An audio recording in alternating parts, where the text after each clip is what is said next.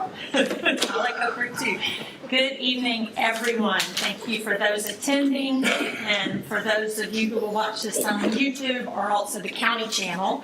We will call the March 14th Town Council meeting to order. Let's start with the Pledge of Allegiance, followed by the invocation. Pledge allegiance to the flag of the United States of America and to the republic for which it stands, one nation, under God, indivisible, with liberty and justice for all. Let's pray. Heavenly Father, we bow now in silence with our heart and mind set on you. Father, I ask that you guide us, that we may perform this meeting that would be pleasing to you. And Father, ask us to give us your wisdom so the decision we make may be effective for your people.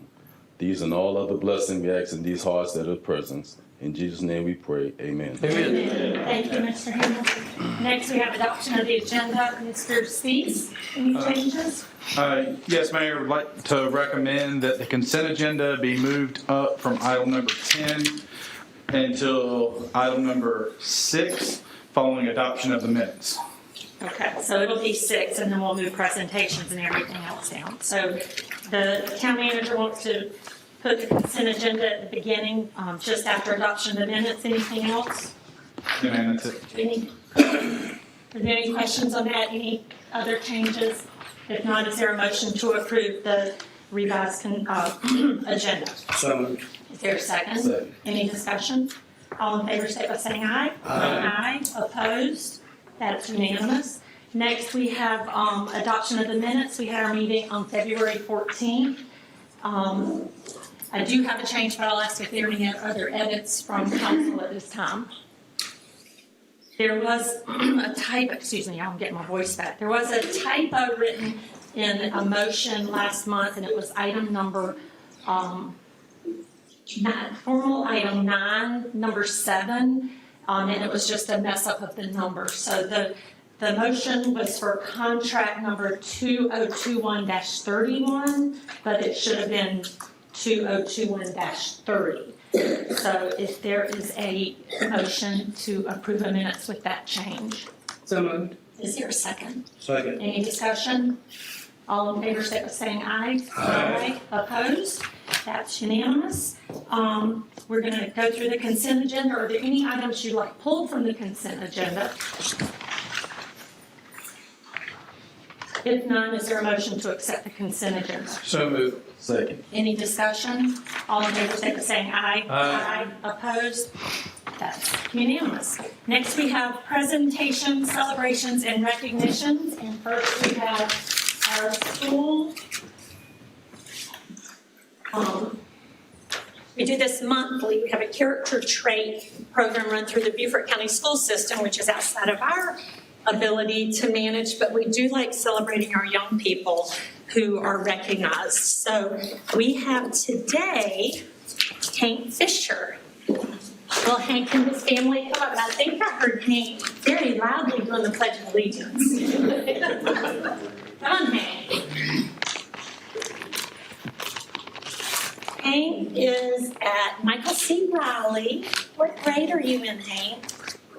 What grade? Kindergarten. Come here so everybody can see you and your family. So just for those of you new to this, we acknowledge our students of the month. So every cluster picks a student out of the whole entire cluster from kindergarten to high school. And we have 12 or 13, probably 14,000 kids in our cluster. So I think it's a big deal when there's one chosen from all those students. And you won this over perseverance. So is there anyone that wants to speak about his perseverance? Is his one of the parents, the principal, is anyone here from? I'm his teacher. I'm a teacher. You can't read the video and speak to Hank. So talk to the council and the people here about Hank and perseverance? Well, Hank is in my kindergarten class, and Hank is equal parts perseverant and stubborn. And so sometimes those two go very well hand in hand for him. And he, I don't know if his parents want to share a little bit about his medical history, but he has some needs in the classroom that make things a little bit harder for him as far as his muscle movement. But Hank never gives up, and he works extra hard to make sure that he accomplishes everything that he wants to do every day.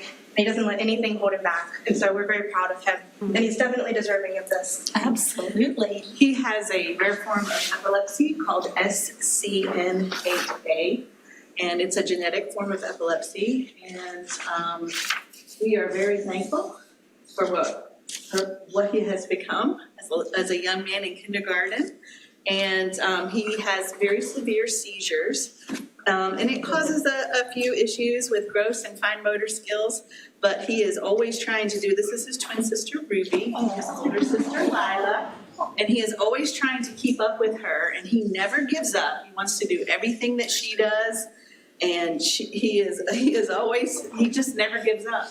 And he's always has a good attitude. He's always, most of the time, happy. I mean, he's 5 years old, so. But he is most of the time with a smile on his face. You can find him goofing around, laughing, dancing, and singing, and doing all kinds of things. And we're just so thankful that we have all of our children in our life. And yeah, he's definitely special. Well, Hank, you will never catch up to girls running faster. They're going to stay 2 steps ahead of you all the time. Hank, you get a great certificate. See the certificate? What'd you get? And you can frame it. The best thing is a coin. We do not give these out to everyone. And you can talk to Chief Babkowitz about these coins. And if you ever want him to come to your school and talk about these coins, he will come. So this is for you and only you. Okay? So you can collect those. And I love seeing the people video and smiling, so it sounds like y'all agree. Come teach. Let's get a picture. Okay. You're welcome. All right, you ready? All right. Can you look at me? Hank, look up here.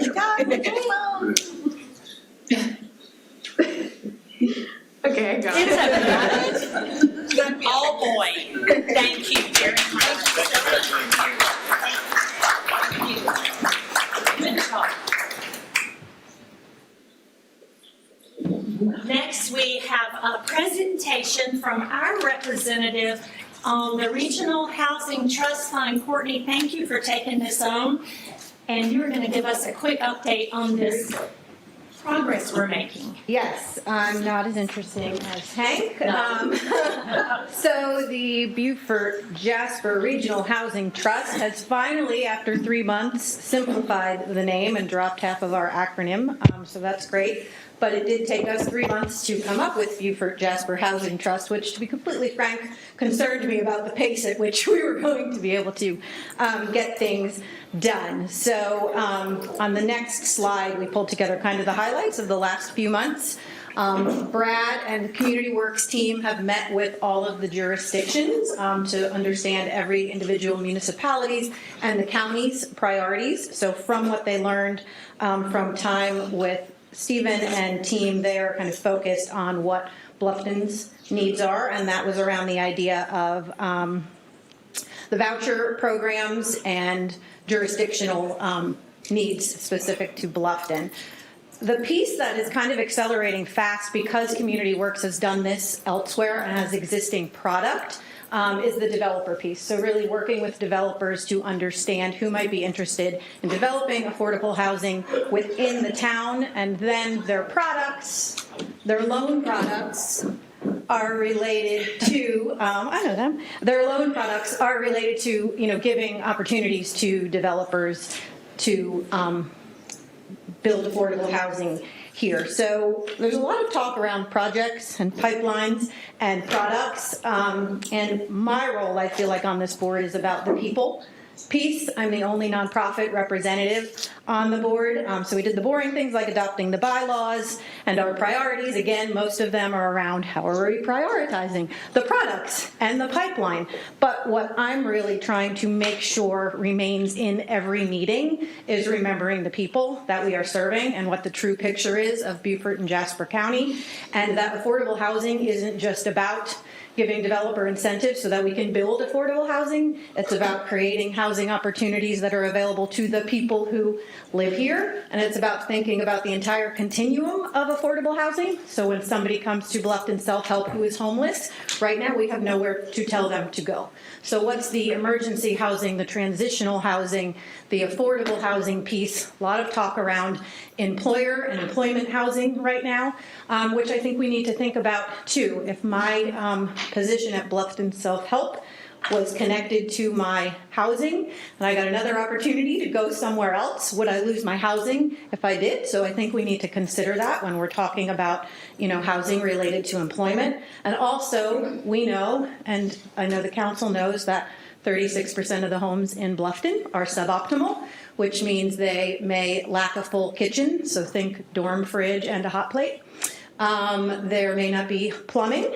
And now what we're seeing is multiple households living in one home. So as much as you love your family, do you want to live with your sister, her husband, and her 3 kids, and your family? So now there's couple households within a household, and that is also not optimal. So how are we focused on helping the folks that you help through the neighborhood assistance program, that Self-Help and Deep Well helps, by making sure that people who own a home can stay in that home and making sure that it's safe and dry. So those are the things that I keep bringing to the table for this board so that we're not just focused on the pipeline and the products and the priorities, but we're also thinking that one of the priorities is indeed the people. So I feel like, to be completely frank, and maybe this is why you placed me on this board, I'm a little bit of the pot stirrer in the room, and I'm proud to be that, but I don't think we can lose sight of the fact that we're talking about our residents.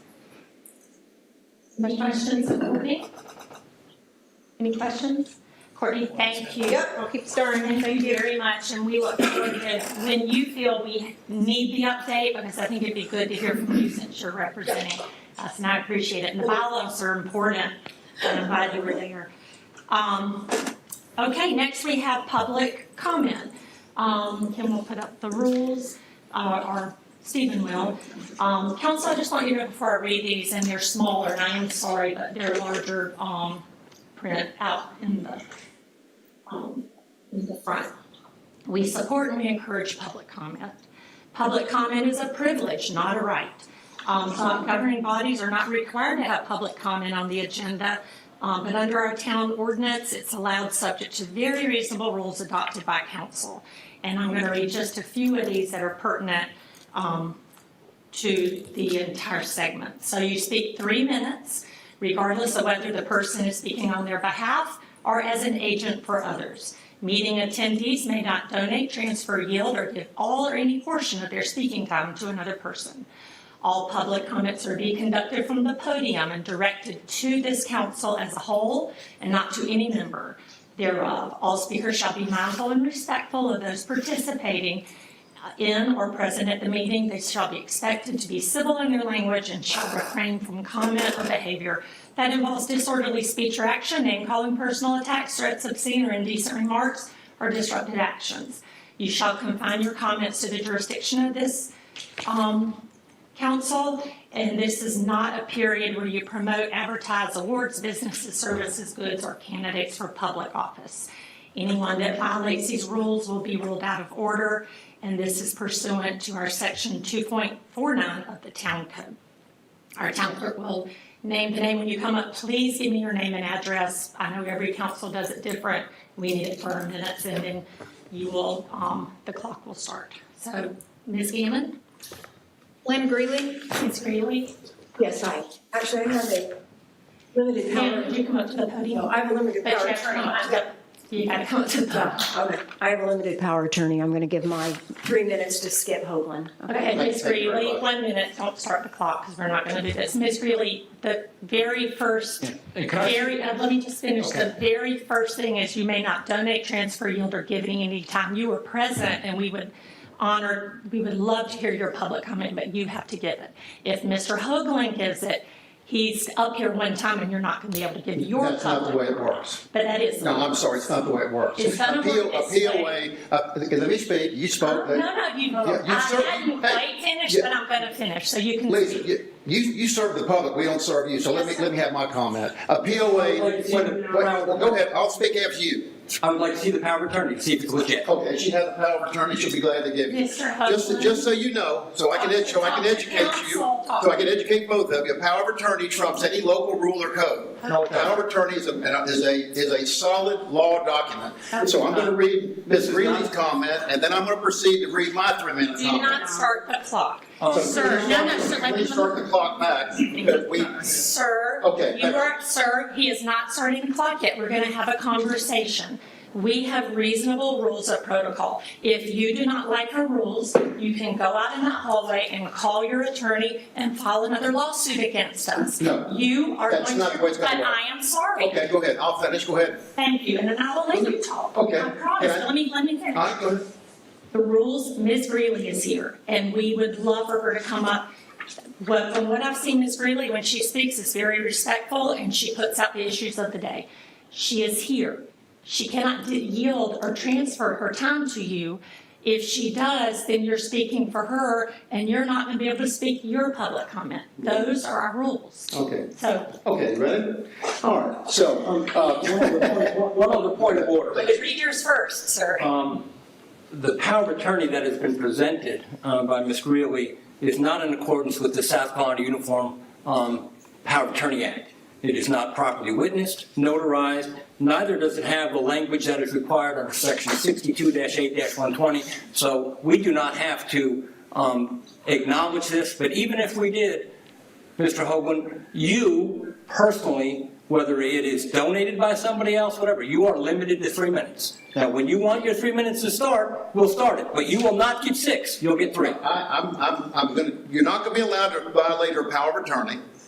You're not gonna be allowed to do that, and I'm gonna make my 3-minute comment, and if you don't wanna hear my comment or my comment from Ms. Greeley, you could certainly leave the room yourself. I'm not gonna leave the room. This is not your house, it's our house. You serve us, you serve the citizens, we don't serve you. I think y'all are confused about who serves who. Do you see a notary on this? Yeah, Power of attorney? you know, Do you I'm see sorry, a- we're claiming that's a legal document. If you want to argue that, and if you want us to Sir. get that all notarized and all that other stuff, fine, but go ahead and go on. Sir, this is a business meeting where we allow public comment. I would suggest you reading your public comment if you think it's more important, No, I'm gonna because you're read- going to read 3 minutes. I'm and gonna then get you're up, I'm gonna get up, I'm gonna read this one, and I'm gonna get up and read mine. And then you're gonna, yes, then I'm gonna let the town manager. I'm sorry, that's the way it's gonna work. I have one question. Yes, sir. Are you a citizen of Bluffton? Because you indicated that just a second ago. Pardon me? You talked about all this is the citizen's house, but are you a citizen of Bluffton? It's citizen, doesn't make Are any you a difference. citizen of It doesn't Bluffton? make any difference. But you're not a citizen of No, I'm Bluffton. not a citizen of No, Bluffton. okay, I just wanted, Yeah, it doesn't I make. wanted the people to But hear it doesn't that. make any difference. There's a lot of lawyers and developers and builders Thank that you, come here Mr. and present that aren't citizens. That doesn't have anything to do with it. Name It has nothing to do with the law. Okay, sir, back at the council, name and address. You're gonna ask 3 Sherry minutes. Finger if it has anything to Let do him with say his name and address. all citizens and anybody is welcome to speak in Thank any you, of the sir. towns. You have your 3 Okay, minutes. thank you. Now I'm coming up to speak my 3 minutes. Well, you're Oh, you're yeah. up, Oh, so yeah, go for we're it. gonna have a good time if that. Oh, we are going to Oh, have we're a gonna have a good good time. Yes, sir. Okay, so our new Republican club will ask the tough hard questions of current officials to fully answer. Example, Perry, Passman, Solco, will you comply to FOIA and the law or not? We don't want lawyer and political answers or worse, no answer. Taxpayers elect officials based on a very simple reason and guiding principle. They agree to comply to their campaign promises and agree to approve, spend, and guard our tax money like their own family money. Not continue to vote for illegal tax use and law violations with no transparency. Please pay attention to this, Solka, and show me respect like I do you. This is not funny money or a game of Monopoly. Our tax money is hard-earned, real money. I look forward to seeing more people attend all our council meetings to speak or clap for others who support and share the facts. FCWatchdog.com currently Out of order, address council. have 10 lawsuits, 9 lawsuits, and more to file. Also demanding retrials on many cases that we were ruled against the rule of law, like Sullivan's 53 million. Order, please address Will you council. please stop interrupting me? You address council. Start the clock all over. That's it. Start the clock all over. He's not going to abide by the established. Start the clock all over. How dare you? You sit there and disrespect me, and then because you're not paying attention to me, I'm going to address the audience and the citizens who you work for. I do. You need to really wake up and and accept reality that you are a public servant. This is not your town. You're not running the show. You're just up there to do what we were asked you to You rule do. him out of order. Are you ending his public I'm comment going to time wait at this until you start the period? clock all over again. Are you ending his public comment time? His public comment is over. Who's Okay. next, Kim? Start the clock. Skip over. Sir, you have a minute, 27 seconds. You're causing. No, you're the one who was banging the gavel and interrupting me. I'm not going to allow that. I'm not going to let you get away with anything. Those days are over, Miss Sullivan. You're not going to get away and abuse and mistreat people, including your own town employees. For someone who's insistent on everyone following decorum and rules, you certainly are not abiding by ours. I'm sorry, It is you're not a lawyer. disrespectful to our council and for the citizens Let me here to help you follow out. and abide by those Bridget, rules. let me help you That's out. coming also. A rule and a code does not trump federal and state laws. Mayor. No, Terry Finger is Is his absolutely public comment wrong. over? How can you trust Terry Finger? He might be the most dishonest, conflicted lawyer in Beaufort County. He's got developer, builder clients, and he's a town lawyer. Sir, This you man have is a a crook. minute. You are causing. No, I'm going to finish my 3 minutes. You got a minute, No, 27. I don't. No, put me back to 2 minutes. That's where you start backing the gravel. Put me back at 2 minutes. You're wasting your time. Put me sir. back at 2 minutes. No. Well, then I'm going to stand right here until you Stand do. right here. It's fine. You got a minute, Fine. and 17 seconds. Do you respect me or like I respected you? Did I interrupt you while you were speaking? Yes, I interrupted you. you sure did. And you Oh, have, really? we have been in 2 lawsuits, sir, and you have lost both of them. So if you'd like to Ms. file a Sullivan, third one, your come out lawsuits here are going to be and- retried. Your lawsuits were frivolous and had no standing law. Your lawsuits were crooked. You even hired a Murdoch lawyer. Has anybody ever heard of Murdoch? That's her lawyer. She hired a lawyer to sue me for a frivolous, no law case, and she knows it, and she knows she's in trouble. You're in big trouble, Miss Sullivan. Oh, you're in big trouble. Trust me when I tell you, you're in big trouble. You're going to be owing me $50 million. I'm not going to owe you $50 million. You don't really think you're going to collect $50 million from me, do you? You don't really believe that. You cannot believe that, be that out of touch with reality. So I'm going to wait till my 2 minutes. Give me 2 minutes so I can finish this speech. Actually, give me 3 minutes. I want the clock started over. I'll do it right. Give me 3 minutes. You got 17 seconds. 11.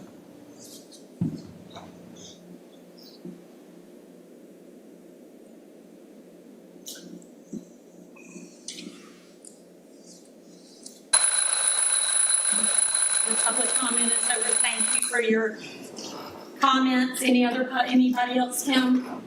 Okay, public comment is over. Communications from mayor and council. Okay, I see no, we have I'm not through. I got two. I got two Interrupting comments. our No, I'm sorry. I'm not through. You're gonna respect me and let me finish my speech. The public comment period is over. You can have a seat or we can have the chief. Please ask you to have a seat or be removed from the touches building. me, there's going to be a big problem. No, I'm not going to stop because everybody in this The mayor has addressed you and told you the public comment is over. You're interrupting the meeting at this point in time. I'm sorry, you're out of order. Chief, will you please escort him to a seat Everybody or in outside here of the has room? witnesses. No, Thank I'm you. not leaving. No, I'm not leaving. No, I'm not leaving. You can just sit right over there. No, I'm going to make my speech. No, I'm not going to do it. Come on over there. I'm not going to do it. Embarrassing. Nope. That's all. I'm not doing it. I'm going to finish my 3 minutes and I'm not leaving. No, that's not happening. Yeah, it is going to happen. No. Yeah, it is. Have a seat, please. No, I'm not going to. Okay. You don't have a choice. I'm not going to. I'm sorry. Mayor, Should we move on to formal, or call for a 5-minute recess? let's take a 5-minute recess. Is there a motion to move to 5-minute recess? So moved. Is there a second? We're in recess. Yeah, Just okay. I'm sorry. I'm going to get my 3 minutes. Thank you very much. You're not gonna get it. Yeah. I'm going to get, actually, I'm going to get 6 minutes. What is your goal?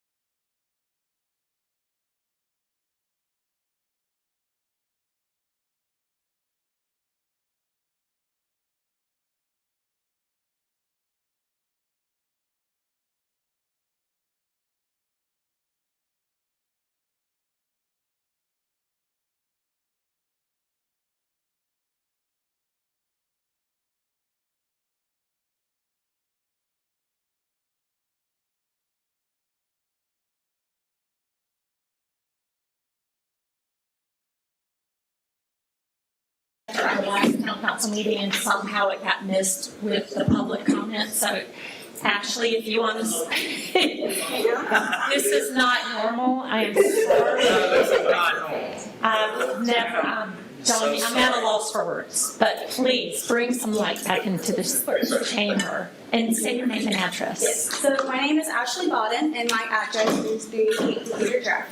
So in January, I was crowned Miss Bluffton, and I am going to Miss South Carolina in June. And so with the Miss South Carolina and Miss America organization, we have the opportunity to pick a social impact initiative. And so my social impact initiative is Calling a Timeout, which is raising awareness and ending the stigma of mental health struggles in athletes. And so growing up, I was a dancer. I've been dancing since I was 3 years old, and I'm now on the dance team at Charleston Southern University. Being on the dance team, I'm considered a D1 athlete. And so with that comes with responsibilities, and other students I am friends with are struggling with their mental health, and there is not enough awareness in the community for that.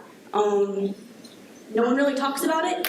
You see it with some of the Olympic level athletes, Simone Biles, Michael Phelps, but no one's talking about it with people my age. And so that's my goal, serving Bluffton this year, is to get into the schools, talk to the student athletes, get it started at a young age, that we have to practice proper mental health, especially in athletes, because we're not always strong and we're not always people who can always entertain the citizens.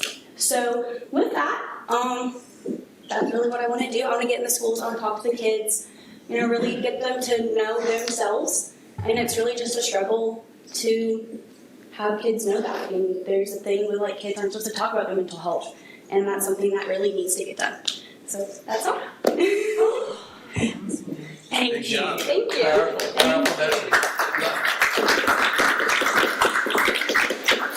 I'll start off communications. Any way we can help you, just let us know. We have public information officers. Our town clerk can connect you with anyone, and if you need any of us to help with your support. Thank you. Thank you, Ashley. Communications from council, anyone on this side? Anything you I didn't have any communications, but you took what I wanted to address. If there's any way that we could support you, because I certainly, and I know we as a council believe in removing the stigma surrounding mental health. So what a commendable initiative it is for you to take that and using your platform, and you presented that so well here today. So please let us know how we can support you. No, I'm just very saddened that you guys had to experience this show that just went on in here. I don't think this was something that just came up tonight. In fact, I know it didn't. It's been brewing for the last 8 or 9, 10 years that I know of. So we don't normally have to experience the wrestling match. So thank you for understanding. Anything over here?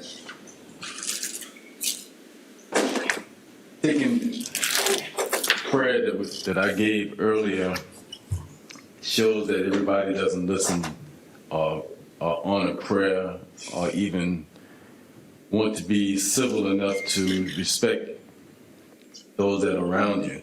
So again, I'd like to apologize, and I think that my guiding principle about prayer and being a man of faith is disappointing to me as well.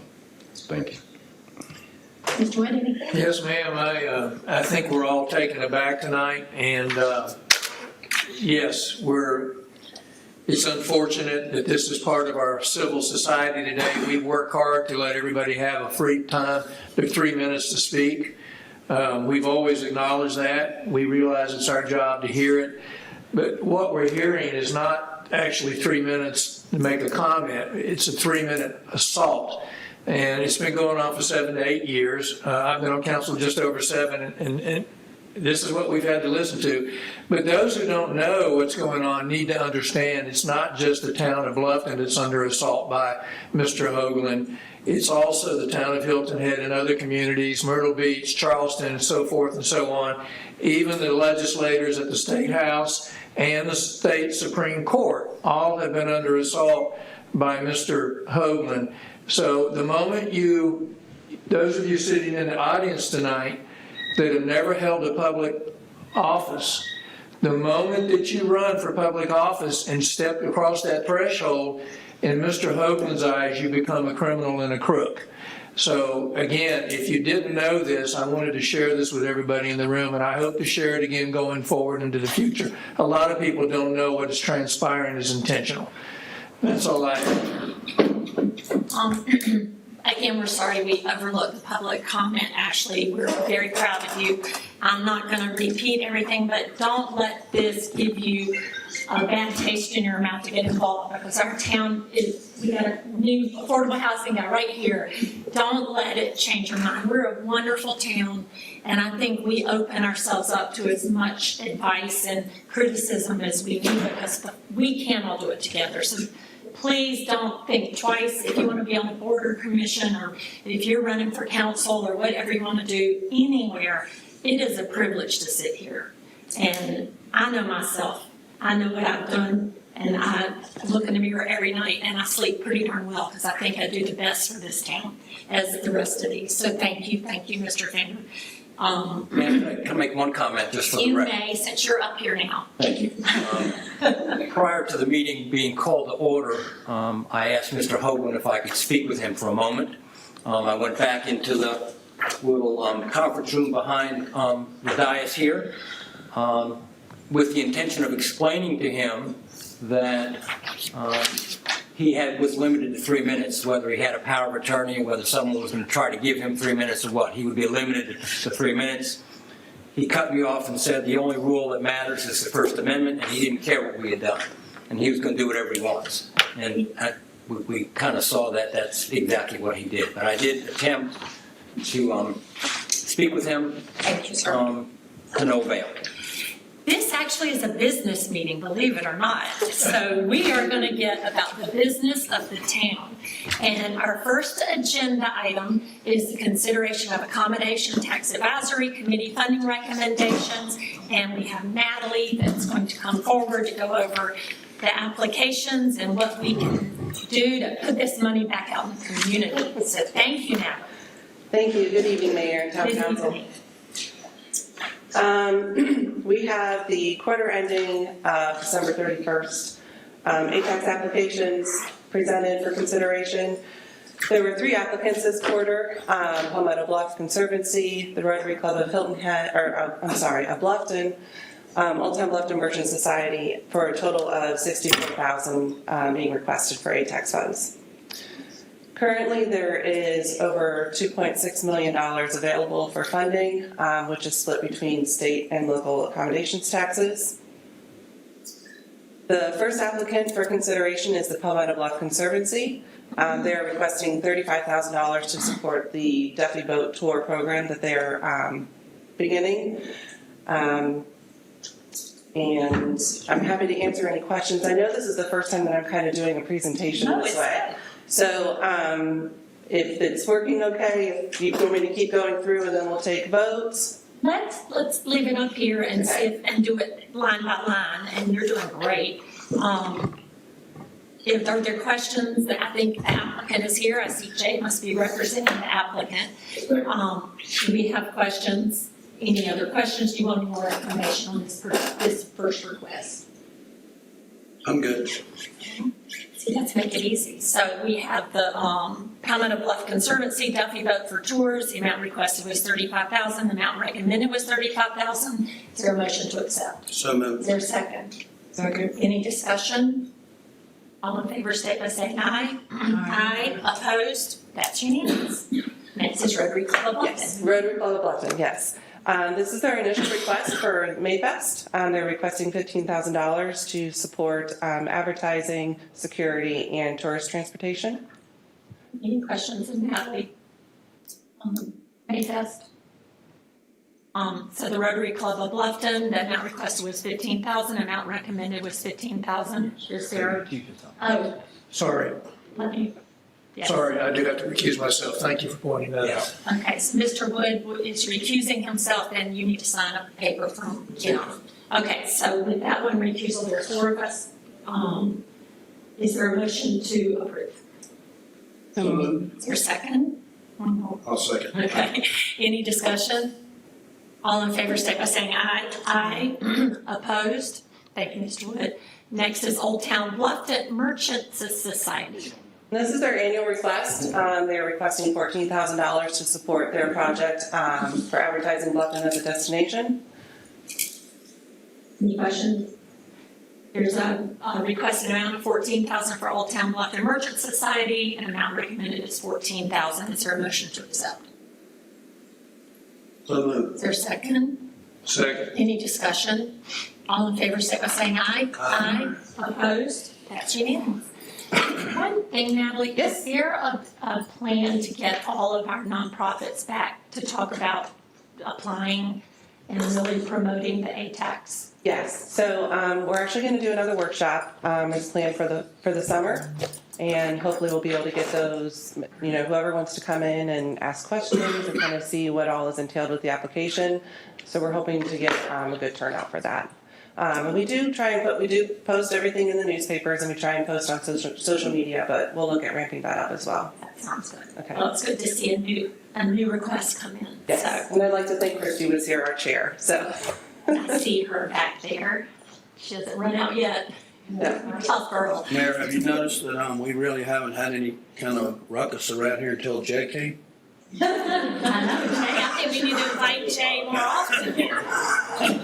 We'll have a conversation about that, Jay.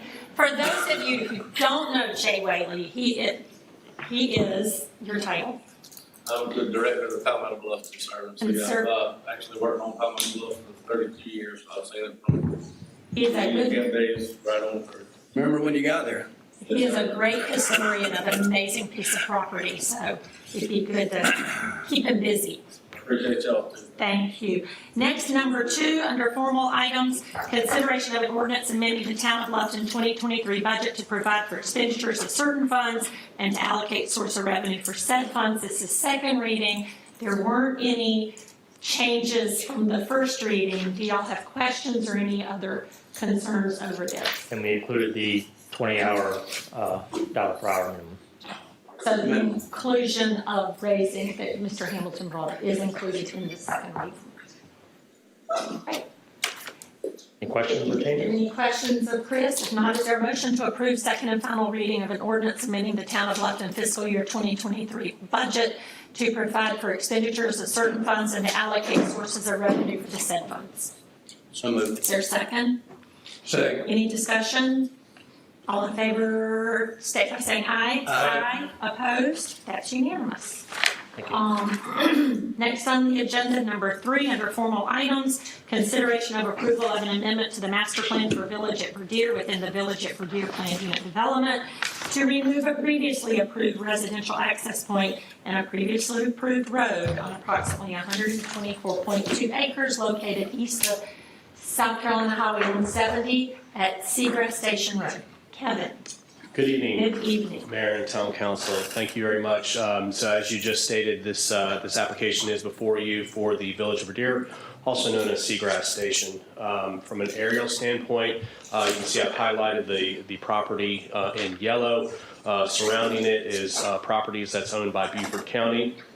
There's portions of the Okatee, the headwaters, and then Sun City to the west. Here is just another aerial, so you can kind of see the property. What's not shown is that there is an apartment complex.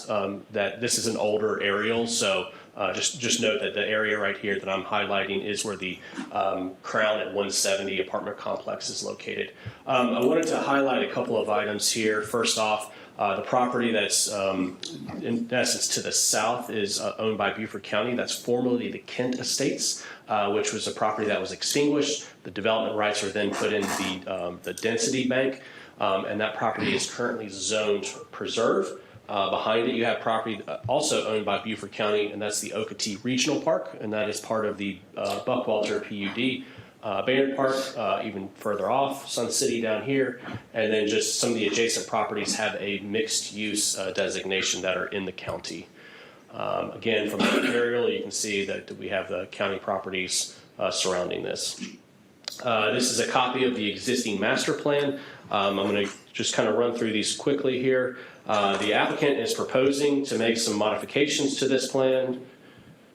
And then here, the first modification is the removal of the road that I have shown here. This is the existing plan of a proposed road.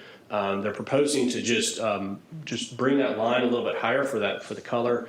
What will happen is the overall density that's in this PUD is not changing. So even though the lines on this paper show that it is increasing, they have there's a total of 404,000 square feet of commercial density rights associated with Village of Revere. So that number does not change. Each of these properties have rights that are designated to it. I don't have the number for this property right off the top of my head, but they are not allowed to go over the square footage that they've already been allocated for. What this does is the applicant would no longer just have a proposed road, but as this site were developed, they would still provide an internal circulation. So it would be in the form of a driveway. It could be a drive through the parking lot, but not necessarily a two-lane road that you would see on the existing plan. And then the other item is specifically for the applicant is looking to remove the vehicular access point. Again, you can see on the existing master plan that there was a right in, right out only on Highway 170 to access the commercial development and then ultimately into the residential portion of the development. They're requesting that this be a vehicular emergency gated access only. Also, this was not in the staff report, and it's from speaking with the applicant very recently. They are amenable to providing a pedestrian/bike access through a portion of their property that would then still provide access for residents to get from the residential portion of the development along the outside and ultimately to Highway 170 and potentially to the adjacent property if in the future Beaufort County were to do some type of park or passive park there. This is a schematic of the site plan that the applicant is proposing. Again, this is not necessarily, this site plan does, just by reviewing this, and if this master plan was approved, that does not approve this site plan, but it gives you a visual to see that Highway 70 is here at the top of the page. This yellow line here represents the ability to have emergency access. So the applicant does have gates here, so it is gated. The red line just represents, from a conceptual standpoint, the ability to have a pedestrian connection through to Hagler Drive here, and then they'd be able to access along the side. This right here is a 50-foot buffer. It's an untouched buffer along the side, which is adjacent to the county property, and then ultimately we provide access out to the pathway along 170. While the applicant was proposing these amendments, we asked them to make some updates to this master plan to reflect what's actually out there right now. So I'm going to go through these one at a time. So the first item was, I'll start with over here. This is to the north of the development. The previous plan showed a connection to that adjacent property that's in the county, the one I referred to as the regional commercial development. While it does not show an access point on here, we'd ask that the applicant just put that access back on there, and it might be in the form of a straight line or a curved line that would then still in the future provide access. The property along the front here is undeveloped, so there's nothing out there and there's nothing precluding them from actually having a connection in the future. So it was just on our part for not recognizing that and making sure that they still show that access. So, we make sure that access shows back up onto this master plan. Kevin, yes, sir. May I ask a question? Yes, sir. So the road that you're talking about, that would be the connector over to the next piece of property to the west, it appears that from the apartment complex, there's a 3-car garage built. If you follow the straight line, I could be off, but it looks like the straight road would run into a 3-car garage, which would block that road. So you're saying they would have to just curve around the back of it? Curve around the back of it. Okay. Yeah. Yes, sir. Yes, sir. So that was item number one that we had requested for them to make updates to. Item number two, previous plan showed park space that was carved off similar to what you see on the existing plan. That park space has been incorporated into the design of the apartment complex. So there's walking trails, there's recreational uses in there. So from a use standpoint, they were able to absorb those park areas into that multifamily development, as should. They have now an opportunity for the individuals to be able to use that space. So we wanted to make sure that that was reflected. And then the other item was that previously there was a connection into that property that is now owned by Beaufort County. And what I did was I kind of blown it up right here. This road right here initially would come across into what was Kent Estates at the time. And since Kent Estates was extinguished, the property turned to preserve. The need for that road was no longer there. I also wanted to point out that currently on the property are two Beaufort County stormwater ponds. These ponds are designed to collect runoff of 170 as well as higher up to clean the water before it hits the headwaters to the Okatee. So these were projects that have come through in the past about 3 or 4 years. And as you can see, it just they're helping to clean the water before it's discharged, which was one of the reasons why not having that connection shown at that point. So again, these are items that we've requested for the applicant while we were making these amendments. Let's go ahead and clean up this document to make sure it accurately reflects what is happening out there. The Planning Commission heard this at their January 25th meeting, and the recommendation was to approve with replacing that residential road connection that we referred to from Y and Z with the gated emergency access, and then to remove that road from X. However, it still will allow for that connectivity between them, just not necessarily in that single two-lane road format that we've seen. From a review criteria, I met all the review criteria. I'm happy to go over if you have specific questions about either one of them. Your actions are to approve with conditions, or to deny the request. From a process, again, we've been talking with the applicant since September of last year, and then we're here this evening. I'm able to answer any questions, and Mr. Nestor is representing the applicant. He is here to answer any questions you may have for him. Questions? Yes, ma'am. I would say for me, going forward, when we reference, because we're always asking the developer to go talk to the property owners. So going forward, when we do something like this, when I see 68%, I have to ask myself, 68% of what? In other words, I don't know how many residents that live in the place, if say that it's 200, but you could have only 10 say favorably, and 68% of that, if you see what I'm saying, it's not a good marker to tell council going forward. So I would recommend we do that in the future. And then I did read the report from the POA, and I'm hopeful that there is going to be another connection. I mean, frankly, the connection that's being requested to be turned into emergency would have been a good access for the property owners in there, and would take some wear and tear off the front road, which was one of their concerns going in and out. But that's their, that's their property. They can, if that's their opinion, then so be it. But I would like to know that eventually there's another access, egress, ingress somewhere. If I may, so you would have, we'll start with the YX here. That's the commercial development. So the commercial development would have their own access, the right in, right out off of 170. That says YZ.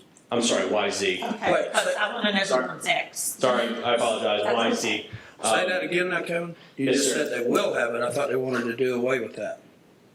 No, the commercial portion. So the developers, when they develop this site, they'll have access to Highway 170 with a right in, right out only access here. When we're saying this is X? No. Okay, X, whenever X is developed, The same person? Huh? Is it the same owner? The applicant currently has that project or that property under contract. Now, timing wise, I'm not sure how they're planning. That's a question for them.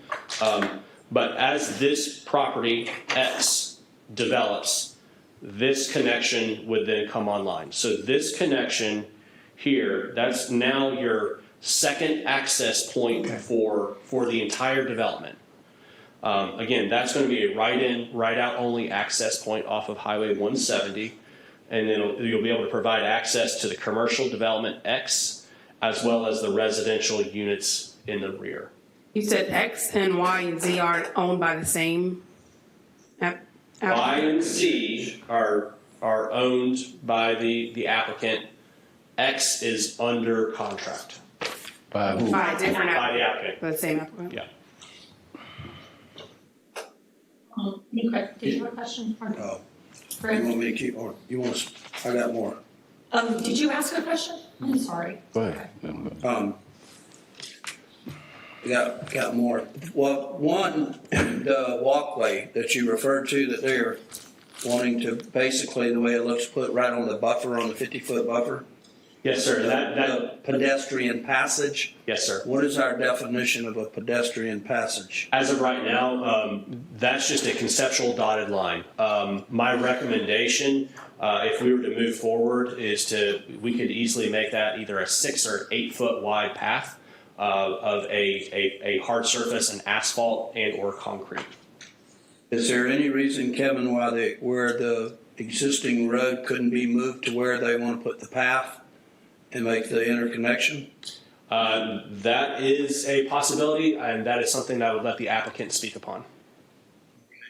And I'm going to just one more because I forgot to look into it. Are there any conversions for commercial to residential involved in this master plan? No, sir. Okay. What I'm looking at, just food for thought, what we've got here, I understand why they don't want to put the road in the middle there where it's, originally was supposed to go. But we also have these other two parcels that probably don't want to do exactly what was drawn up, the way it's drawn up now too. So it looks to me like an awful lot of people in and out, plus when this commercial development is completed, for one road as we speak, and then eventually two, that close together as well. I don't know. It's up to everybody else. And let's all ask questions of you, and I didn't mention it, but this table is meant for the applicants of each, New rules. project that comes forward. So when I think Walter's representing the applicant, Yes. just make them up, they can see. Okay. But, Bridget, did you have anything? No, not right now. Did you have any questions for them? Yes. Kevin, I missed the rationale why they want to change the layout. I'd let the applicant speak on that. Then the other question is, are they reducing any of the footprint, any of the density? Are they reducing any density when they remove these access? No, sir. Just question, I got a couple of things that we talked about, but just so, we talk about it in public. Whenever we're dealing with this road removal, but council did not vote on the removal of the two access points north and south. So we all know now, different people, that this comes before council, because I don't think council would have removed those two access points going north and south.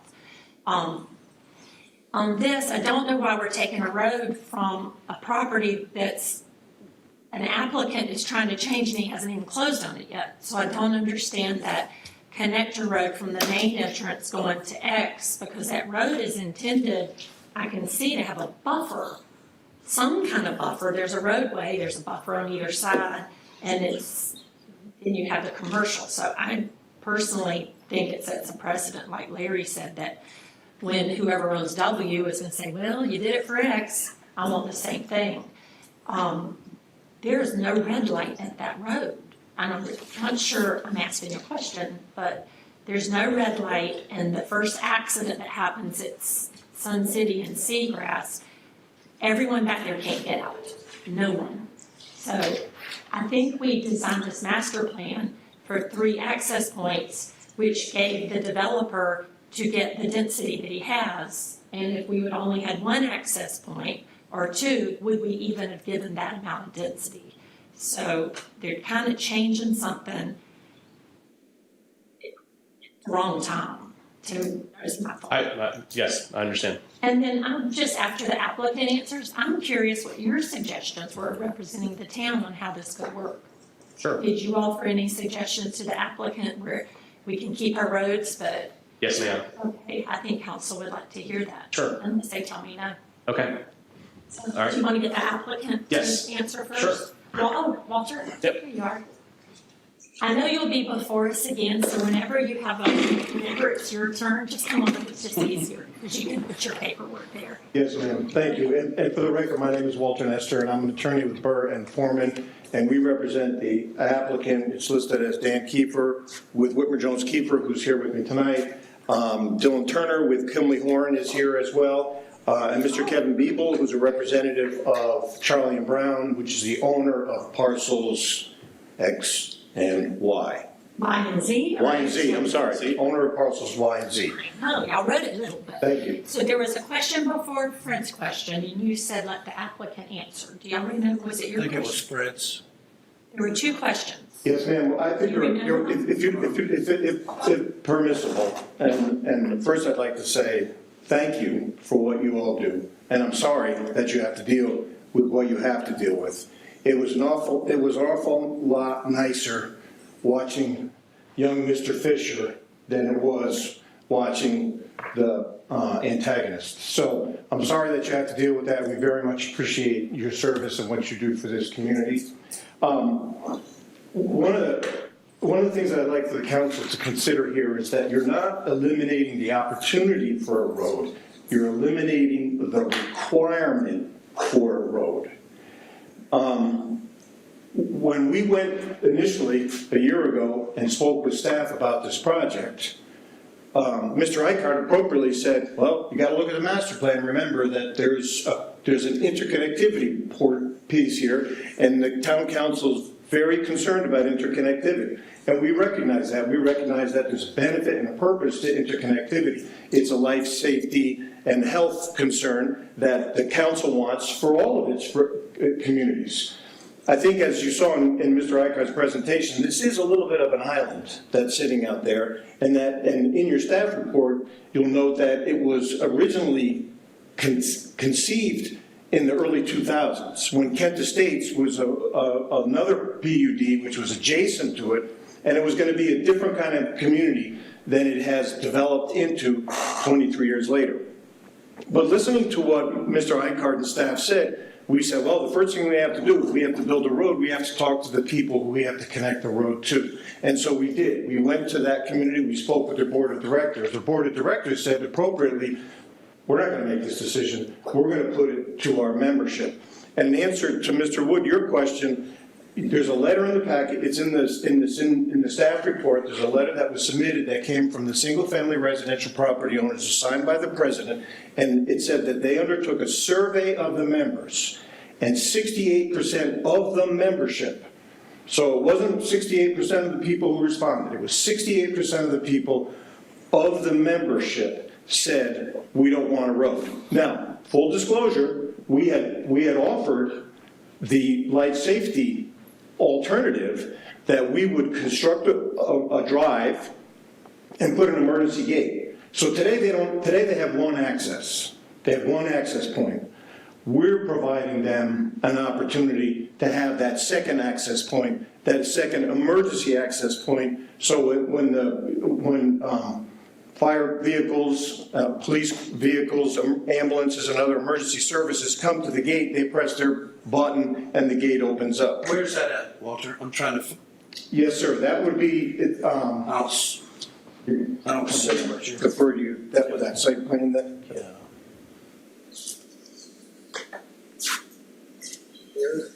Here. Right. Yeah. This third one is for. So where that orange triangle is. That's what he's talking about. That's upside down. That's 170 at the top, 170 at the bottom. That Hager Road, This is where you see the big old, Well, that's the one, no, that's the one they don't want to build. that's what he's talking about though. well, Mr. Toomer, what we're asking not to construct, Property at the moment. what we're asking not to construct is a 50-foot wide, 2-lane road built to South Carolina Department of Transportation standards with buffers and setbacks off the road as would be required based on the master plan that is currently approved. What we'd like to do is develop the entire site without a road in the middle of it, but understanding the purpose of that road, or at least a portion of the purpose of that road when the council approved the master plan initially, was to provide that secondary access, another access point. But that's why we asked the community, and the community said, we don't want the access point. Well, 68% of the community said we don't want the access point, but we would like emergency access. And the applicant has said, we will construct the emergency access, we'll build it for you, we will build the gate. And if you see in the diagram here, and I think it's there, Hager Road ends, it doesn't go to the property line. So the pavement stops. And the pavement stops before the property line. And that's one of the detriments to what happened to this community. It was master planned, and there was a lot of activity, and there was one developer. 23 years later, the developer is a bank holding remnants of what the developer entity was, and a property owner came in and purchased this property. But we don't have the permission of the single-family residential owners to make the connection. If town council says, we like the old master plan, we're going to keep that master plan, our only option is to construct a road that is going to end at the property line. We can't force the single-family property owners to construct a road. We can't force them to connect to our property. And I think that that's the distinction. And again, the planning is appropriate for that kind of interconnectivity. But once the developer's gone and hasn't constructed that, once there are two separate owners, you can't force those two owners. The only two, yes, sir.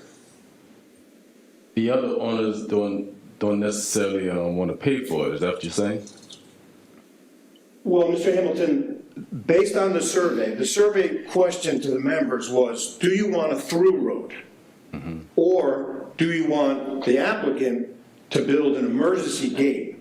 So the members in that single family community were asked the question, do you want a road connecting 170 through Hager Road to provide access to the community? Or do you want a crash gate? Do you want an emergency gate only?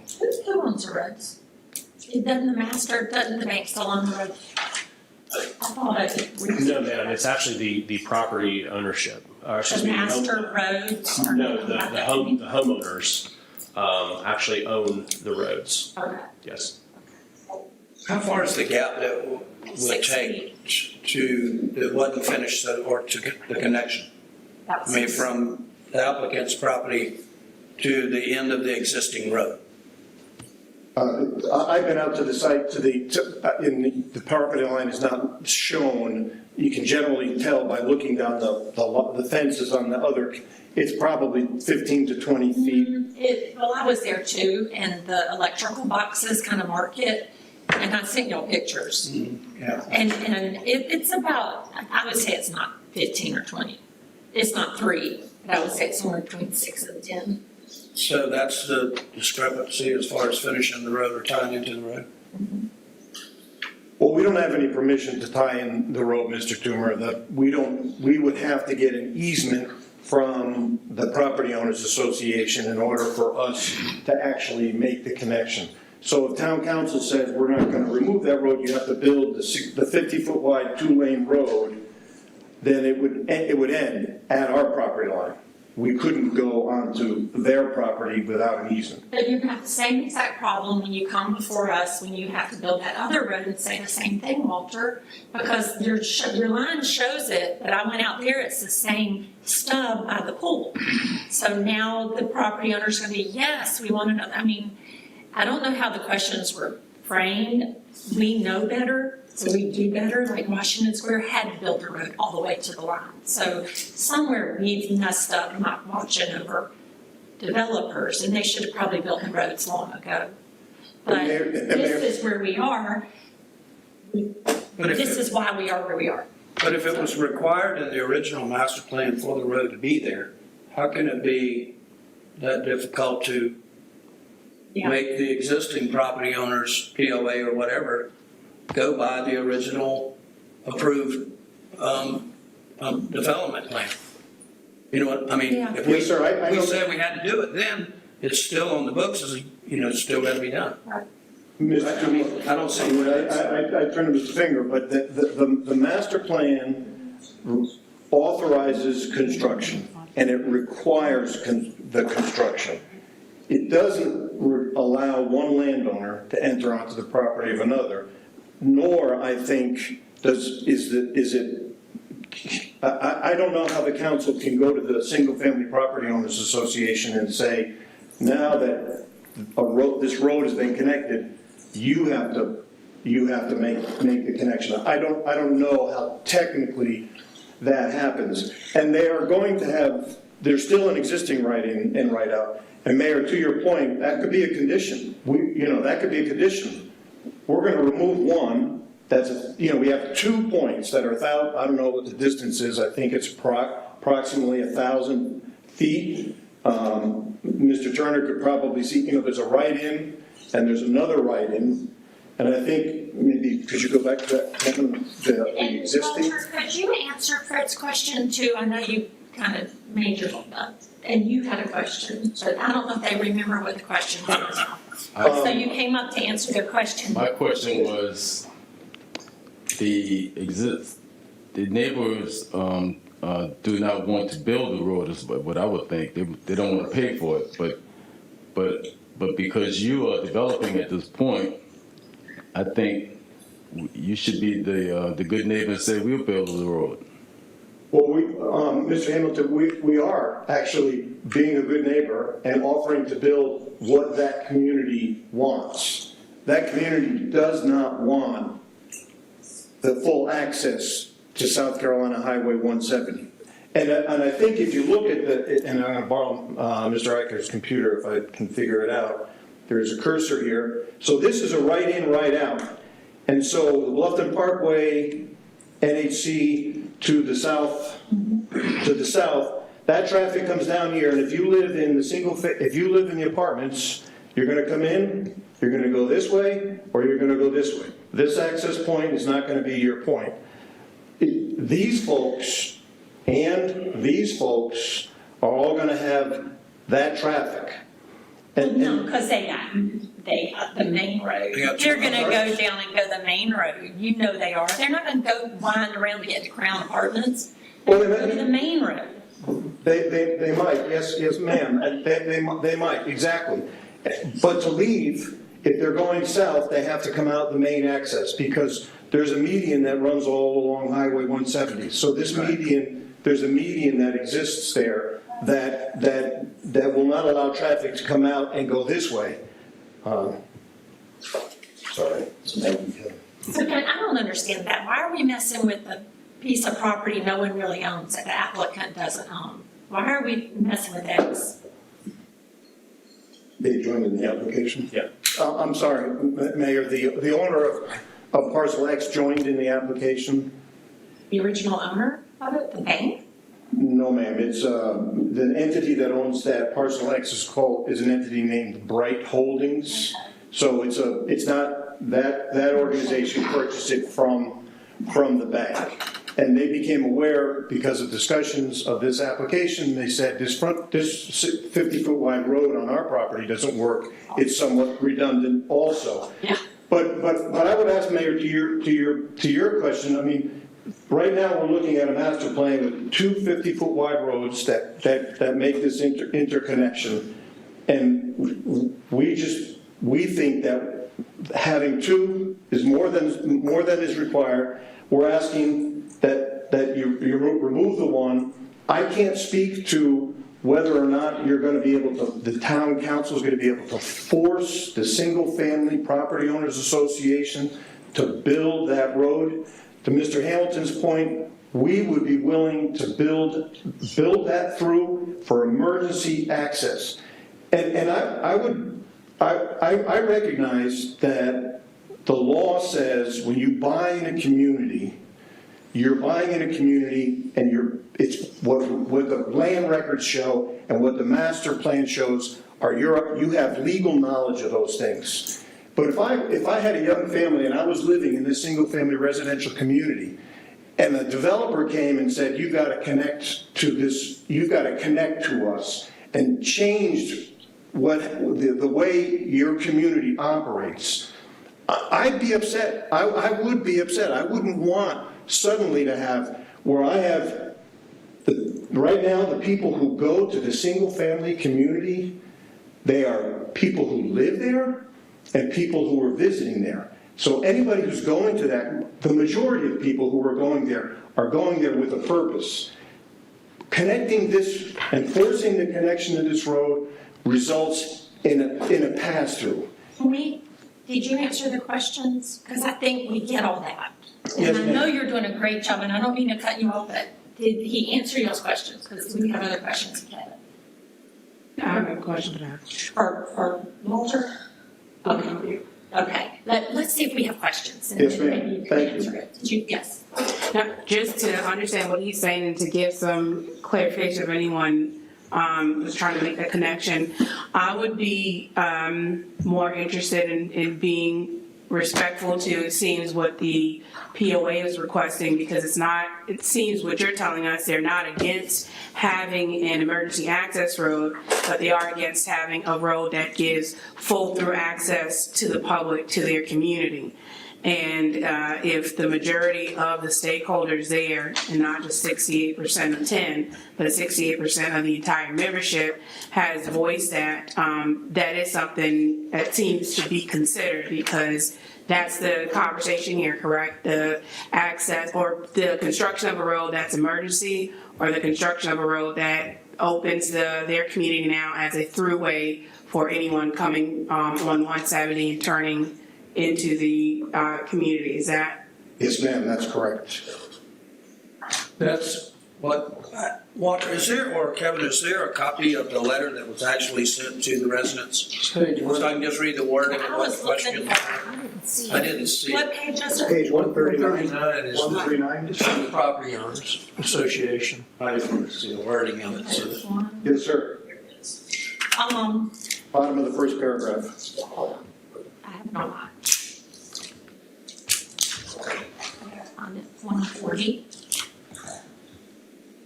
Do you have a question, Dan? I was just going to say, I'm with Bridget. I mean, again, I made my point a minute ago. I think that I can't speak for the property owners. I personally would have said, put a gate there as a connection between the two. Give us ingress, egress. If the property owners wanted to get to their property, it would have made the most sense to me. But when you read what they've said, I don't know why they didn't look at that. They're saying that they do not want increased public access, which will increase maintenance costs of our roads and present increased security risk to our residents. They don't want it. And so I don't understand that, but. We also don't know what the question was that was asked. We don't know how the question was asked. And Mayor, if I could I'm just real quick, stay here, but what were your alternatives? I'm curious. Because y'all, and while you're doing it, we did vote on this, but we voted on it with the road there. So I don't know why it changed all of a sudden.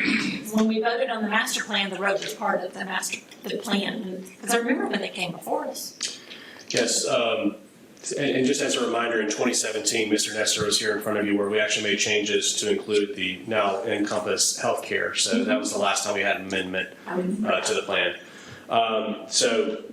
Initially, when speaking with the applicant, I stated to follow the plan that we have in place right now to construct the road. So that was the number one solution and path of least resistance. From there, the discussion was maybe to adjust the road to curve it to where it would go closer to where that buffer is, and then still provide the connection that's necessary while gaining the space for the applicant to be able to have more usable space altogether, and then provide access off of that side road, which would then provide access to 170.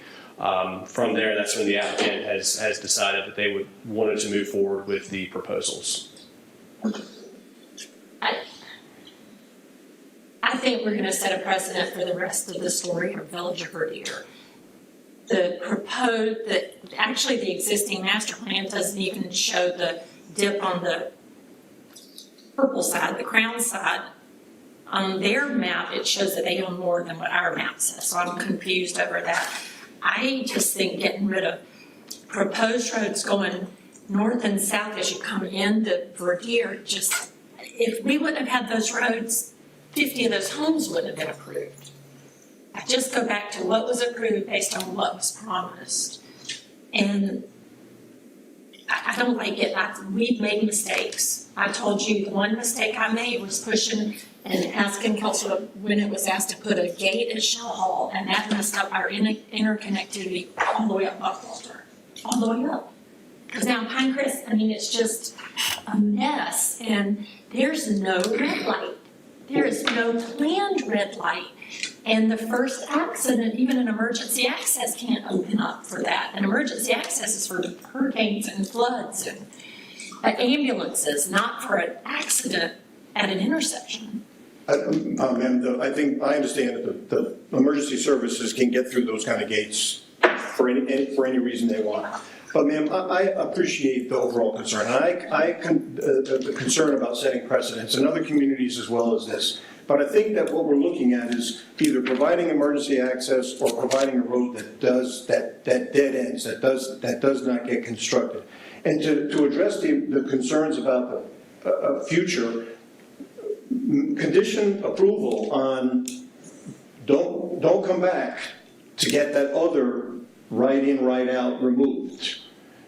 Or the road that connects from the second road to the main road. You're giving yourself more ability to build up to that property line by taking that road out. The road's there for a reason. For this. Well, the buffers and the setbacks would still apply off of that road, Mayor. So if that road goes away, the property line is where the property line is, and there would be buffers and setbacks off of that property line for the commercial development. And it would just be a through driveway. It wouldn't be a two-lane road. It would be built to town standards, but it wouldn't be built to South Carolina Highway Department standards. Plan I have on proposed shows the land going across that road abutting the property. This is what I'm looking Well, that's a zoning district, ma'am. That's a zoning line. That's not necessarily a property line. So from that property line, and I think that Kevin will support that, that's the zoning line. But from the property line, when you're looking at a subdivision plat, you would be buffering and setbacking off of that property line. Still, with the road that exists there, you're buffering and setbacking off of the road, and then on the other side, you're buffering and setbacking off of the road. But if you eliminate the road, you're just buffering and setbacking. You're still providing the same protection. Buffers and setbacks protect the adjacent property, so you're still protecting the adjacent property. You're just not protecting a road, albeit a road to nowhere in this circumstance. your land. Why did you move the purple down further down when we had it above the road? Why has that changed?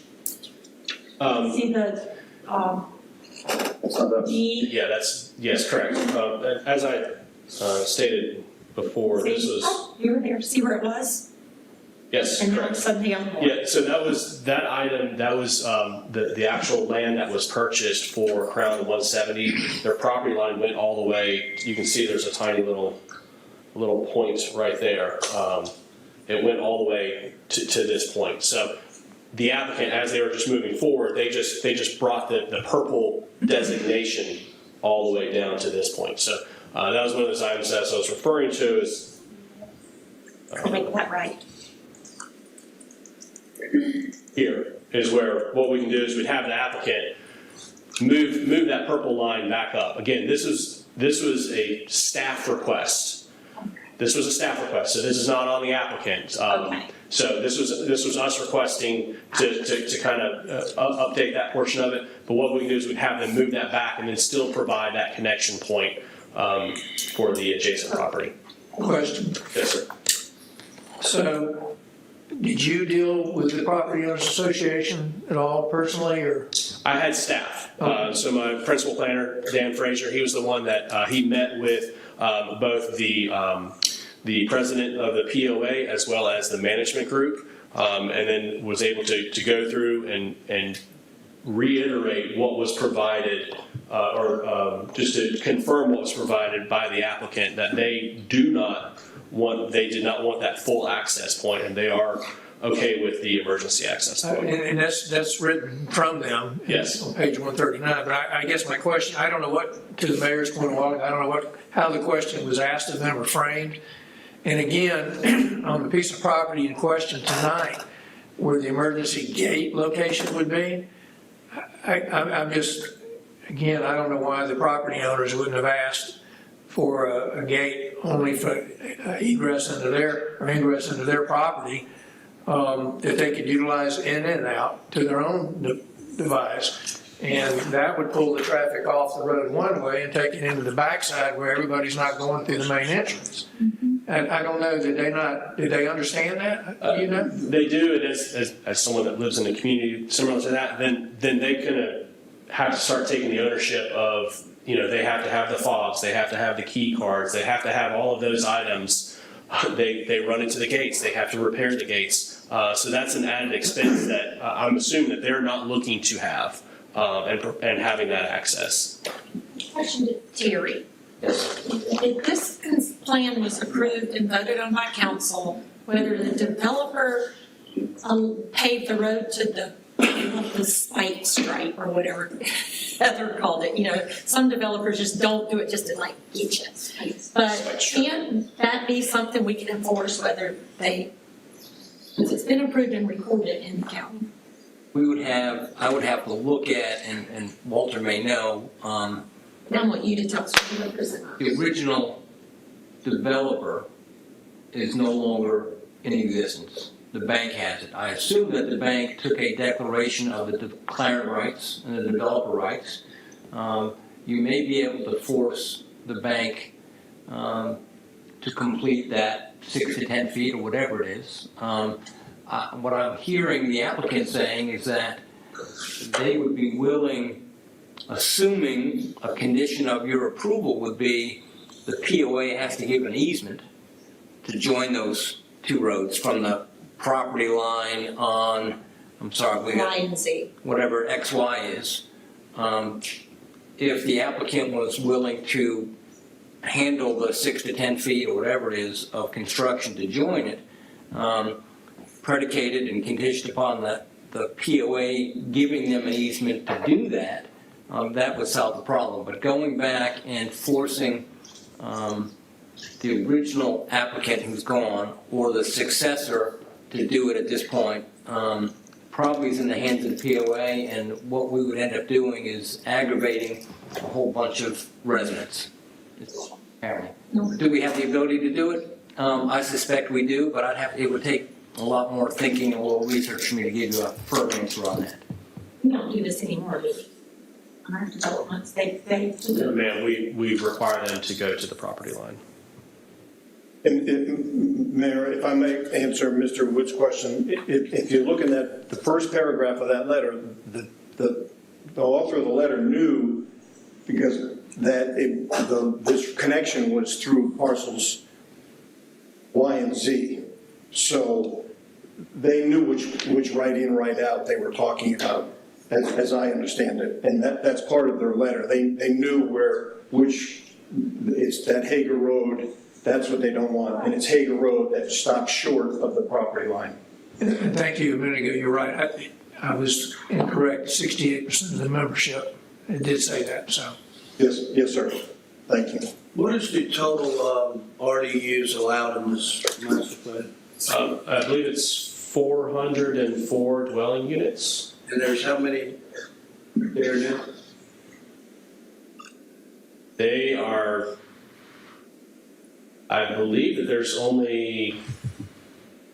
not many, and what's left are the affordable units, 9 units. So they're almost built out, is what you're saying? Yes, sir, for the residential portion of it, yes, sir. At the Crown. Crown, and then the Seagrass Station, the single family and the townhomes that are there. And the hotel, which counted for half a unit for each room. So am I understanding, Walter, that you guys are just gonna use the main entrance too for y'all's development? Or how are you gonna get off 170 onto your property? Yeah. Just trying to. Yes, sir, it would be only off of 170. It would be that right in, right out. But instead of a 50-foot wide right-of-way on the property, it's gonna be a driveway. So we're not, this development, the YZ development, would not be using the main entrance to Seagrass Station. There would be a curb cut in the location where the road, the existing plan shows the road. There would be a right in, right out at that point to serve parcels X and Y. So I and Z. I'm sorry, Mayor. Because I'm worried, I'm gonna tell you, you keep saying X, and X is coming next. And I'm not talking about X right now. Yes, Mayor, I'm sorry. I should know my alphabet. I live in a world of words. I should know my alphabet. But the last 2 letters in the alphabet are what we're talking about. Is that right? It's big now, I can. So that's what I'm talking about. And Mr. Toomer, to answer your question, all traffic that is entering onto parcel Y and Z would be from South Carolina Highway 170 directly onto the property at the location of the arrow that's circled in yellow. So that's where all the traffic would be. There would be no access points from the single-family residential, none from the old Kent Estates development, and none across, that's the only place there could be access. So we still have to get a curb cut from South Carolina Department of Transportation to access the property in that location. Why didn't you look at the suggestions Kevin gave you? And you wouldn't even have to be here tonight. Mayor, I appreciate that question, and part of the reason why is after we spoke with Mr. Eichhardt and staff, we went to the residential property owners, understanding that how can we accomplish what we're being told to do, and they didn't want it. They probably don't want you developing it either, but we didn't get that question. And they don't want to spend any money to do it. And they don't want to spend any money to do We it. know definitely that they don't want to spend any money. But I mean, if you would ask those same property owners, 68% say we want to leave that the way we see it because we don't want anything else. We've pushed on all of these developments, because one of the most common things we get complaints about is too many houses, not enough roads. Just too many cars, too many trips every day trying to get your kids out to go to school, and then you got to sit there, whether it's a light or waiting on traffic.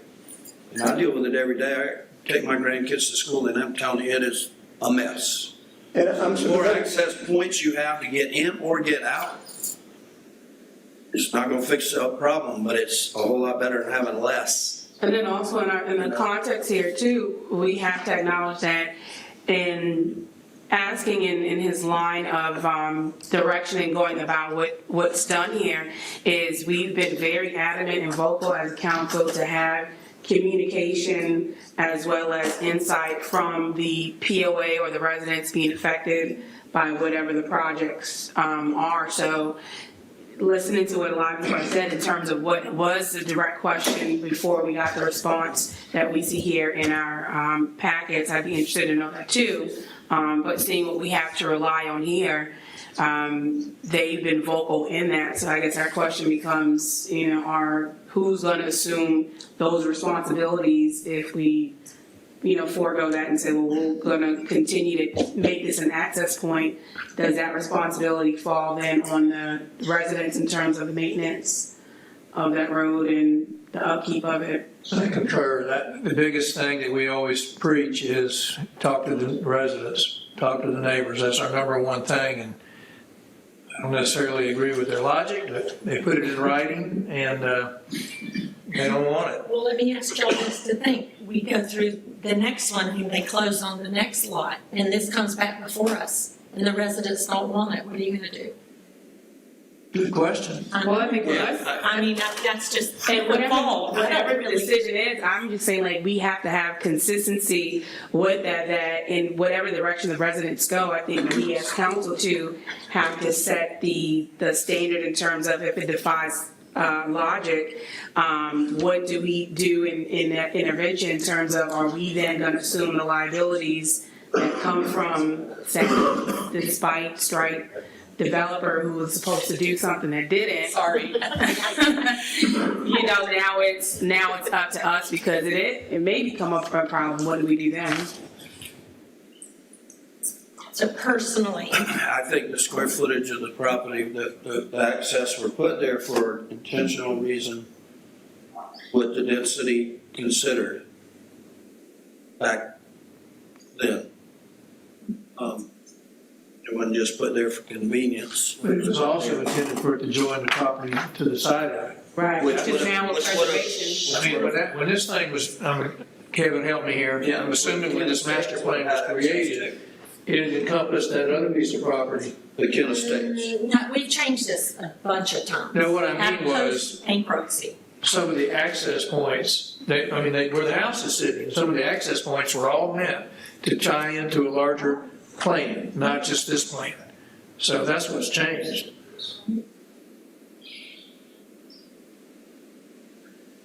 Where I have an issue supporting this whole thing is taking away that road from the main road.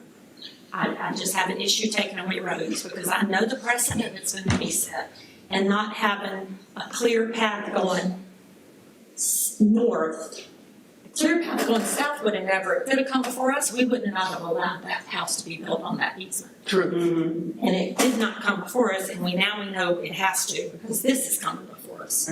So. Well, let me ask, Mayor, instead of voting to kill this project, since so much work has been put into it, how can we approach this where maybe it comes back before us or some condition? I don't know, but how can we do it? Because one thing I've never understood is when a project is voted down, how long before they can return? Is there a time limit? This is an amendment to a master plan, so there is a time limit, Kevin. Is it a year? I'm sorry, I don't know off the top of my head. Yeah, off the top of my head, I don't know either. No, I don't believe there is. There is one? Okay. We're not denying the master plan, we're denying the amendment. Correct. Mayor, can I make a suggestion or just get council's thought process on it? So going to what Councilman Wood said, would it be possible to table further discussion on this until we either meet from the representative of the POA to be able to explain what would happen in their request to not have this road, like what the liabilities then for them would be in terms of if it's a little bit of clarity here and understanding or making sure that they understand what's going on with that request. Well, and I want to add to that, Bridget, if you will. I think the POA would not want to acquire the responsibility to build or to connect, because at this point they really don't need it. But we need it, or the developer need it. We need it because we want to make sure that there's always connectivity, and that's a part of how we direct master plans today to make sure there is connectivity. That was always our intention. When it's possible, there's connectivity. So. Right, and emergency, I mean, Right. So I don't. still need emergency access, cops need to get in, the fire department. I agree with you. I just want to make sure that There's a lot of places to go. that they don't feel like we're telling them they have to build it. Right, and I think that's the issue here. And our push for connectivity has usually been surrounding communities where there's multiple access opportunities for the public. This isn't like our downtown or other areas, or like the property over in Buckwalter. The only people who really are accessing this are the residents who live there. So the connectivity wouldn't really benefit us in the sense if the emergency access goes there. That is one sense of the connection. But going back to what Mayor Soka said, if we do away with it now and they're going to come back and say, well, we do want it when that middle property gets developed, I'm more so saying have a conversation with them so they know what the long-term effects or the impacts of their decision to remove it now, what it's going to mean in the long run. And if there's a disconnect there, making sure they understand it fully. So their letter, you said one thing, but the letter is okay with the gate. So it doesn't matter if the gate breaks or the falls or anything. I don't know which one of y'all said that, because they wrote in their letter, they're fine with emergency gate. So that means you'd have to pave the road to their road, and at that connection, there's a gate, not at 170. Mm-hmm. Which, and I think they're going to be well aware, with this council, y'all just can't set the precedent and move on down. I can't vote on this because of you cutting off that road on X. I just don't think that's proper to cut that road out. Well, I think Mr. Wood and Ms. Fraser suggested either postponing to set those conditions or have those discussions with the Property Owners Association or Mayor to condition this approval that the connection to I'm not certain the name of that road is Augustine Road. We would have to that we can't ask for Augustine Road to not be connected. We can't be standing here 6 months from now or a year from now saying, oh, please, we don't want to connect to Augustine Road.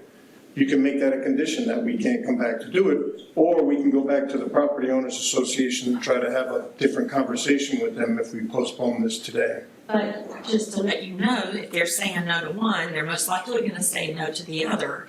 And they were in the same hump, having a hump in between, and you're not.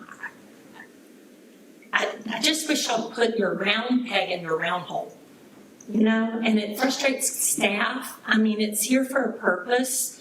The density's there for a purpose with 3 access points, and you're just causing all of us to get frustrated. And I appreciate that. And you brought it to us designed with the road, so it's just frustrating. Well, and we appreciate that frustration, Mayor. When this was originally planned in 2002, there was just a different plan for this entire area. This came to us recently. 2017 is when it was. Yeah, this came to us. But these roads weren't part of that discussion.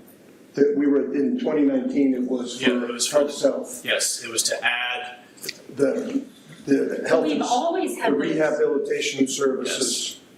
Yes. I know, but we looked at the car place came before us. I know what they did. Or I watched it. Maybe I watched it on I think the channel. It might have been the Board of Zoning Appeals meeting. Maybe I did. God, I remember it. But Mayor, was staff at the meeting that they had with the POA? We were not. So is that? Well, again, it was an electronic survey that they had, so. Oh.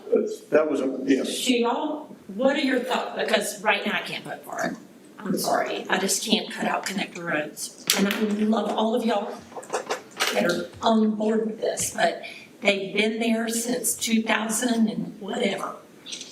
And nothing's ever changed, but you bought the property knowing that curb cut was good. Didn't expect it. And I don't want to get rid of Augustine Road. I think we're confused over who owns the north side because some maps have purple, some don't have purple. it's too much, but Now, y'all we want make to a motion table to it? table it. You may do that. I wanted, With conditions though. I've got just this real wondering in me. Come back. On this survey, even though it says 68% of our single-family owners and townhome owners or whatever they said, it doesn't really say what percentage of them. You know, that really doesn't say that 100% answered their survey. Well, they had the number The of, way I see it, Mr. Trimmer, they had the number of members, and then they. I don't see that in the letter. Well, they said 68% of the membership. But that could be the members that replied, not the members that actually own property there. Well, I think the proper way for them to say You know it what? would have been for the If members somebody doesn't reply. of the survey. They said 68% of the membership, and again, we're getting. We're getting in the weeds. Yeah. I mean, We all know how hard it is to get projects approved, but it's not our fault this time because we laid out the ground rules and nobody wanted to abide by it. So please know, we're not, y'all throwing this at us. I wish this wouldn't have come before council. But it did, and I think we've all lived and breathed communities without the infrastructure. And no, people who live in Crown are not going to take that first right, and y'all know it. They're going to go down, take the easiest right, take first left. And I know we're in the same situation with the proposed road bypass. So I just want y'all to know, I said it. And I know the property owners are dreadful over it. I've got the emails. They are very worried that they're going to get right up to their community the way we allowed extended stay. And, you know, and I told them, keep an eye because it's coming forward. So if we want to table it with conditions of what we need to have before the next meeting, I'm fine with it. If you want someone to make a motion, we can go there. Madam Mayor, if I may, if you so choose to move that way, I'd ask that maybe a representative from town council would be with staff, just one representative, so that way they can then come back to the entire group to be able to provide that, you know, kind of just like a follow-up to, you know, once we have these meetings to truly understand what the community wants. But I don't think it's us to do the meeting. Kevin, hold on a minute. Okay.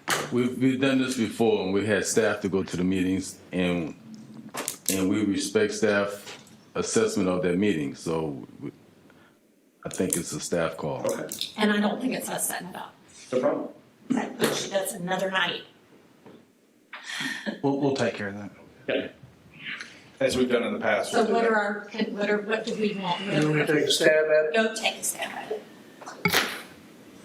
All right, I propose that the project under consideration regarding the master plan for Village at Verdure within the Village at Verdure Plan Unit Development to remove a previously approved residential access point, that the town manager meet with the Property Owners Association to express council's concerns of eliminating and replacing with an emergency road only the road on the master plan on parcels Y and Z. Is that clear enough, Council? Well, if you did a motion, was that a motion or was that a proposal? That's a motion. Let's get a second. That's not a mo, did you table it? Did you approve it? What exactly? Table it with. Motion to table. With conditions. Okay. I have a second for you. Second.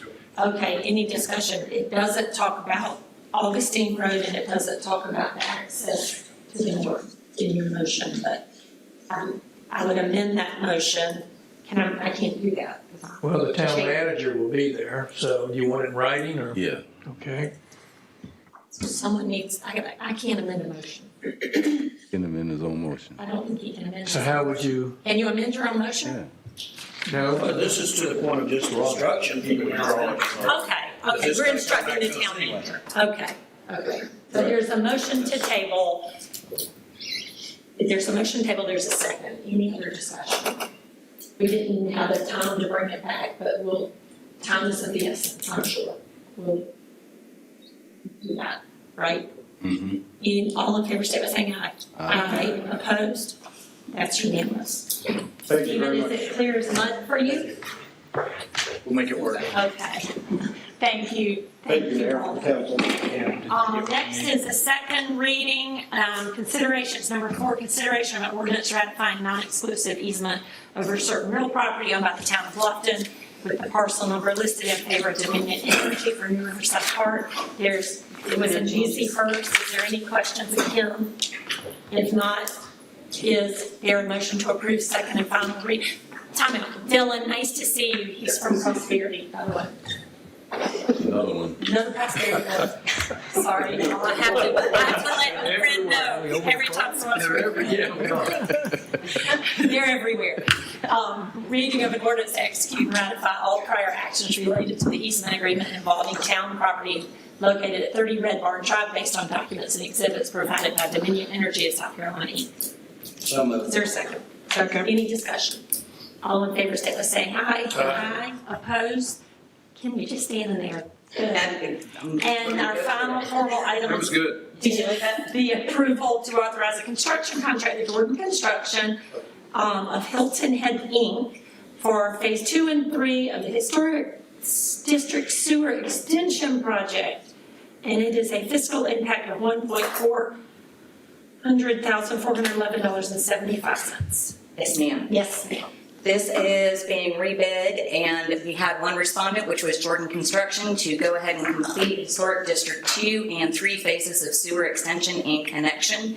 This is about 1,100 linear feet and will eliminate 17 septic systems. This is approved within the amended budget for 2023.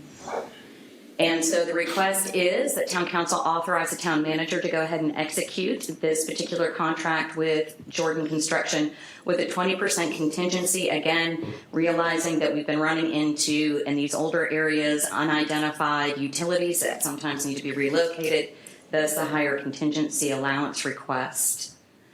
Next steps then would be move forward with Zeke, who emailed me today asking what the status of this was. He was anxious to get going on it, and he would go ahead and set forth the schedule.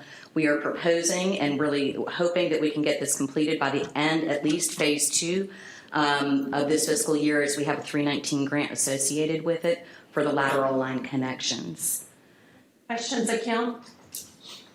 Any on this side? Just one. Yes, sir. So, well, 2. What was the original estimate when you had it in the projects, CIPs? That was based off of cost estimates when we did Pritchard Street. This came in, we had estimated, I think it was about 750,000 to 900,000. About half. Yeah. Twice as much as I looked at that. I thought it was about half.